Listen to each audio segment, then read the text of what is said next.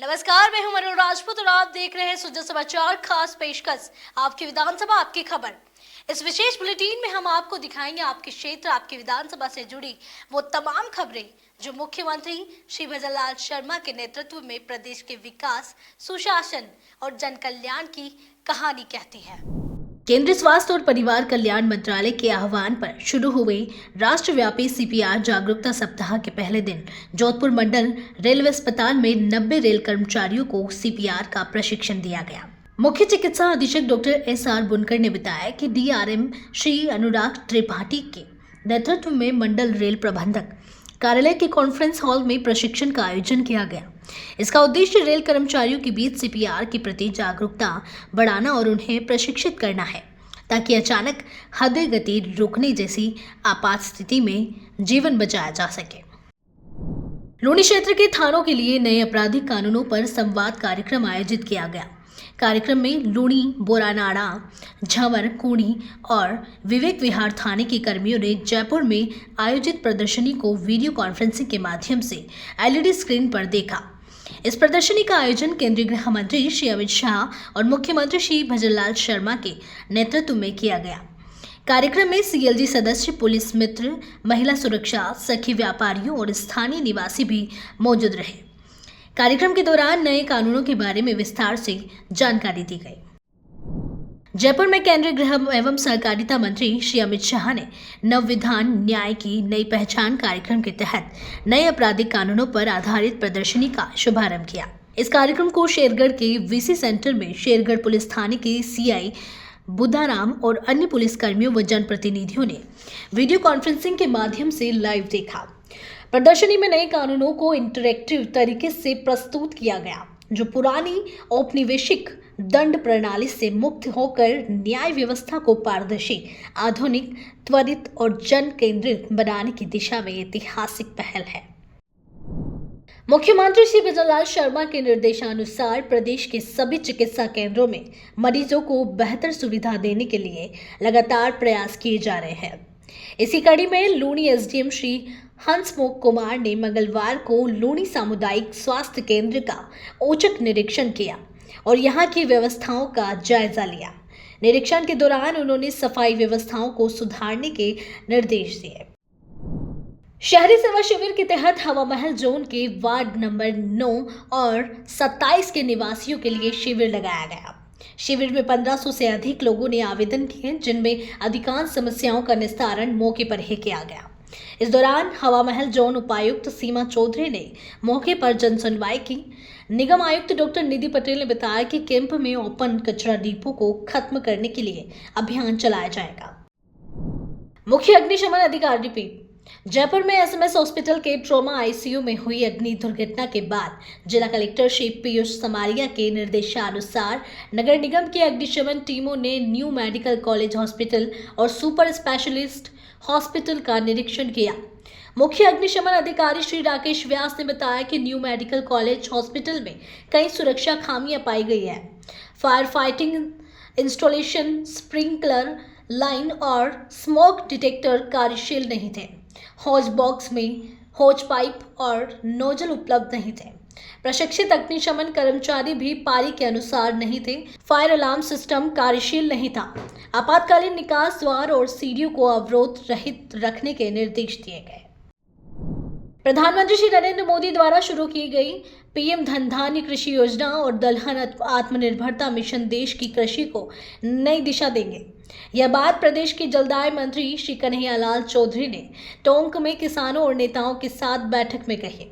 मंत्री श्री चौधरी ने कहा कि इन योजनाओं से न केवल कुल कृषि उत्पादन बढ़ेगा, बल्कि कम उत्पादकता वाले, पिछड़ी और सिंचाई की सुविधाओं से वंचित जिलों को भी विशेष लाभ मिलेगा।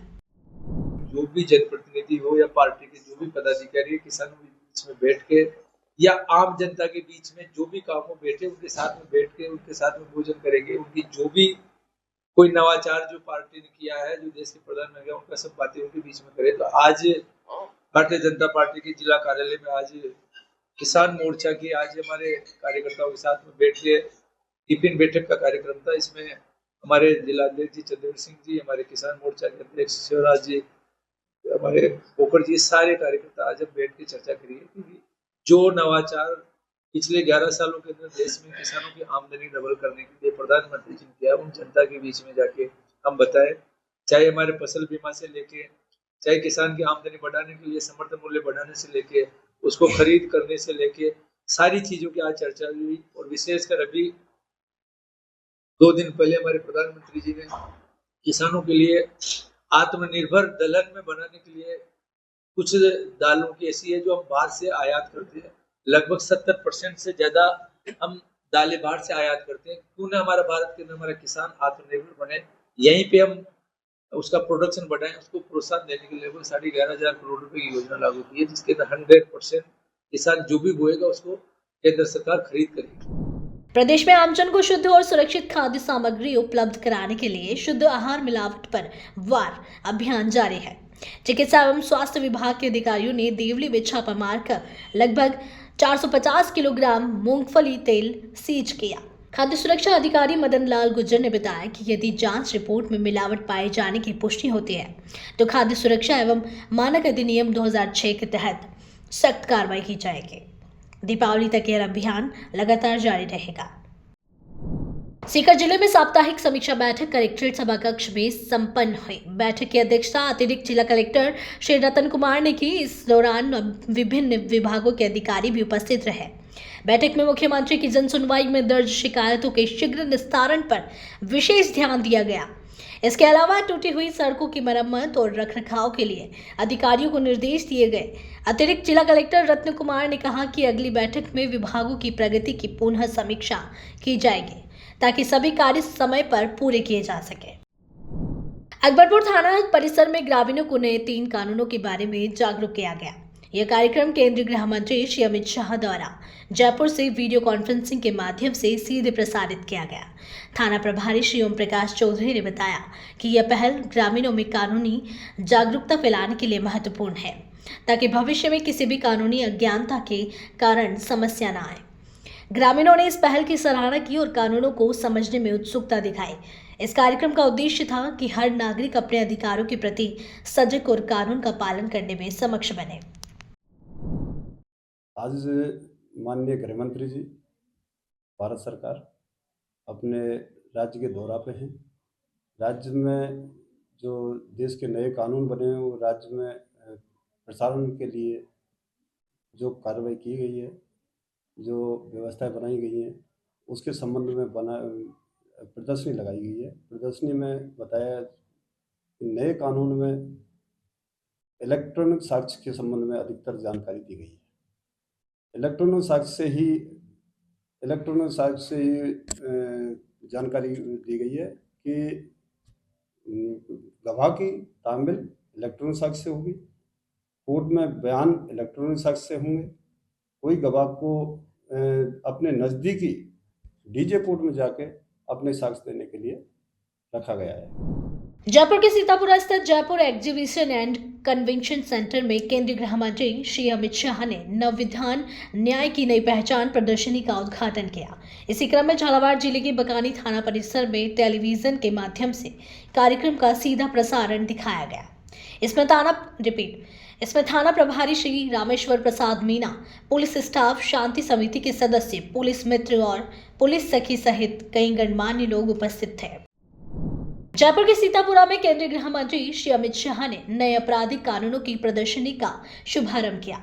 इस प्रदर्शनी का वर्चुअल प्रसारण हिंडौन के श्री महावीर जी थाना में जिला कलेक्टर श्री नीलाभ सक्सेना और पुलिस अधीक्षक श्री लोकेश सोनवाल की मौजूदगी में भी दिखाया गया।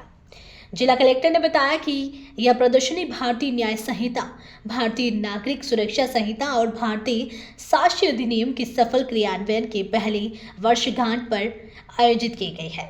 इसका उद्देश्य देश की आपराधिक न्याय प्रणाली में हुए ऐतिहासिक बदलाव को आम जनता तक पहुंचाना है। राजस्थान राज्य अनुसूचित जाति वित्त एवं विकास आयोग के अध्यक्ष श्री राजेंद्र कुमार नायक ने चूरू जिला मुख्यालय के सर्किट हाउस में प्रेस वार्ता की।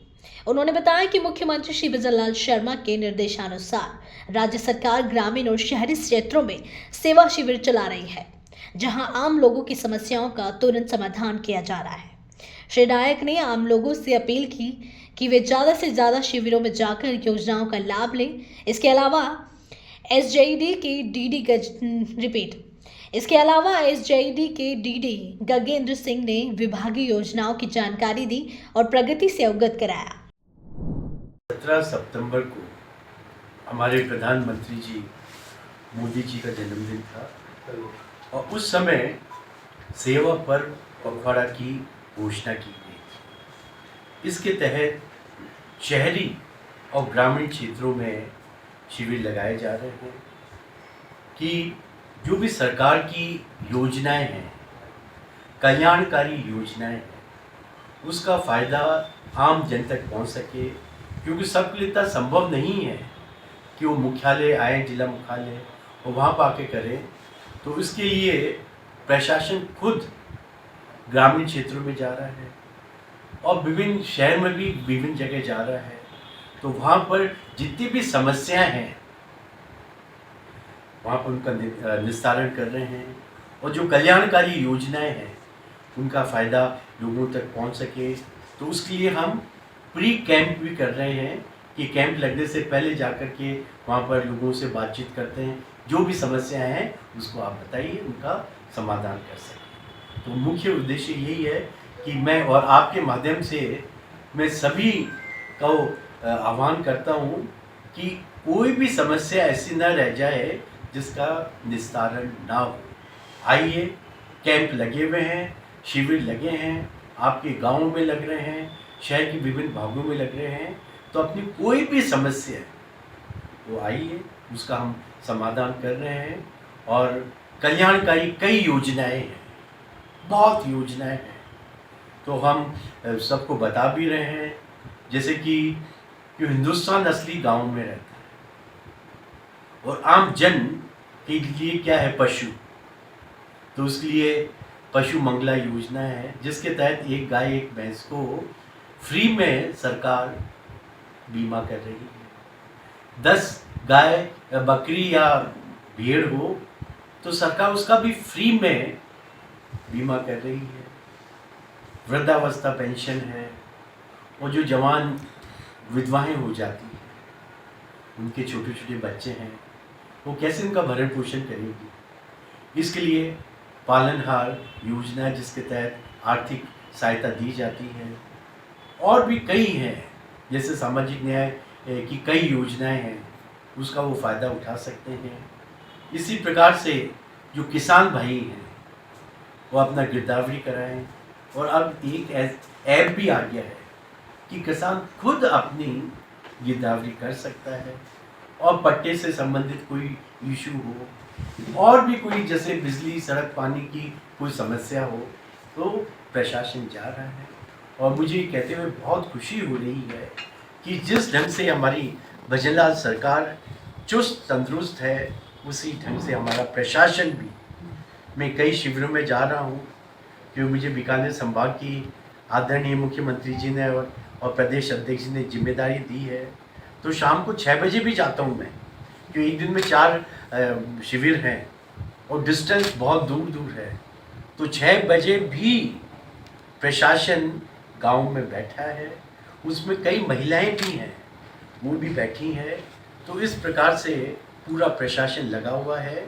और जिस ढंग से हमारे कलेक्टर साहब मॉनिटर कर रहे हैं, SDM मॉनिटर कर रहे हैं, सब लोग मॉनिटर कर रहे हैं, तो बहुत लोग आ रहे हैं और उनकी समस्या का निस्तारण हो रहा है। और कल्याणकारी योजना है, उसका फ़ायदा जन जन तक पहुँच रहा है। चूरू जिले में नए आपराधिक कानूनों की जानकारी के लिए जिला स्तरीय कार्यक्रम आयोजित किया गया। यह कार्यक्रम चूरू जिला मुख्यालय के मातोश्री कमला गोयनका टाउन हॉल में हुआ। इस कार्यक्रम में जिला कलेक्टर अभिषेक सुराणा और पुलिस अधीक्षक श्री जय यादव मौजूद रहे। प्रदेश स्तर पर इस प्रदर्शनी का शुभारंभ भारत सरकार के गृह मंत्री श्री अमित शाह ने जयपुर स्थित JECRC में किया था। इस प्रदर्शनी का उद्देश्य आमजन और अधिकारियों को नए आपराधिक कानूनों की जानकारी देना और उनके सही पालन को सुनिश्चित करना है। जिला कलेक्टर श्री अभिषेक सुराणा ने चूरू जिला मुख्यालय स्थित डाइट में आयोजित अटल टिंकरिंग लैब प्रशिक्षण और चयनित विद्यालयों के प्रधानाचार्यों और प्रशिक्षकों की कार्यशाला का निरीक्षण किया। उन्होंने लैब के सकारात्मक और प्रभावी उपयोग के निर्देश दिए। श्री सुराणा ने कहा कि अटल टिंकरिंग लैब बच्चों की रचनात्मकता, नवाचार और वैज्ञानिक सोच विकसित करने का महत्वपूर्ण माध्यम है। उन्होंने प्रधानाचार्यों से कहा कि लैब का उपयोग सिर्फ सजावट के लिए न हो, बल्कि बच्चों को प्रोजेक्ट आधारित लर्निंग के माध्यम से स्थानीय समस्याओं के समाधान और तकनीकी नवाचार में सक्षम बनाए।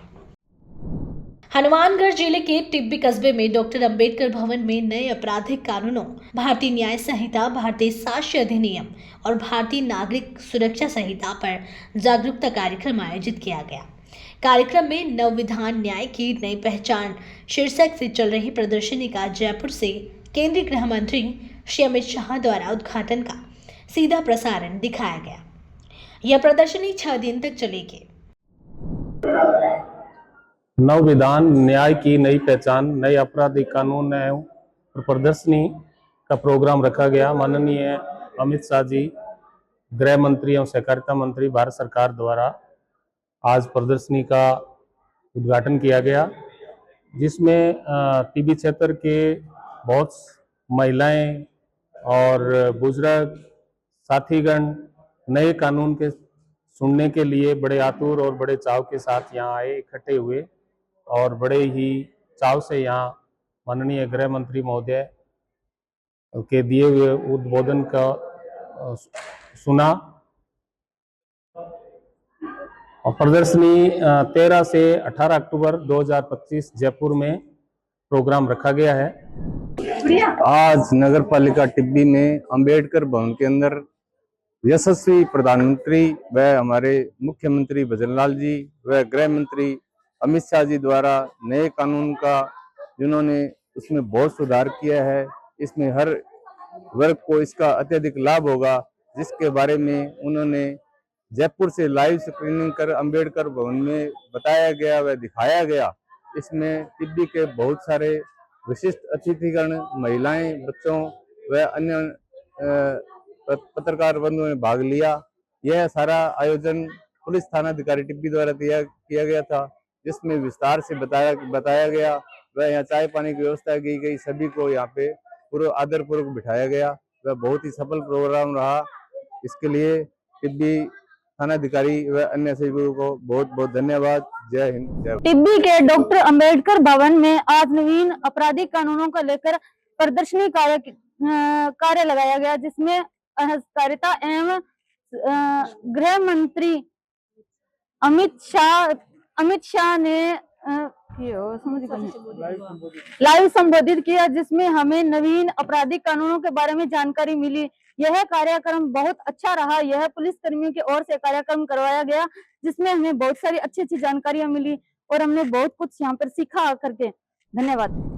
अंतर्राष्ट्रीय बालिका दिवस के अवसर पर आमेर उपखंड के खोरा मीना स्थित राजकीय उच्च माध्यमिक विद्यालय में जागरूकता कार्यक्रम आयोजित किया गया। यह कार्यक्रम महिला अधिकारिता विभाग जयपुर के उप निदेशक श्री राजेश डोगीवाल के निर्देशन में और कार्यक्रम सुपरवाइजर अनीता चौधरी के नेतृत्व में हुआ। कार्यक्रम में छात्र छात्राओं को कन्या भ्रूण हत्या रोकने, बेटी बचाओ बेटी पढ़ाओ और बालिका शिक्षा के महत्व के बारे में जानकारी दी गई। वक्ताओं ने बेटियों के अधिकारों की रक्षा और उनके सशक्तिकरण के लिए सामूहिक प्रयास करने का आह्वान किया। आपकी विधानसभा आपकी खबर बुलेटिन में आज के लिए इतना ही। फिर मिलेंगे नई खबरों के साथ। तब तक के लिए देखते रहिए सुद्धा समाचार। हमारे चैनल को लाइक, सब्सक्राइब और शेयर करना ना भूलें। धन्यवाद।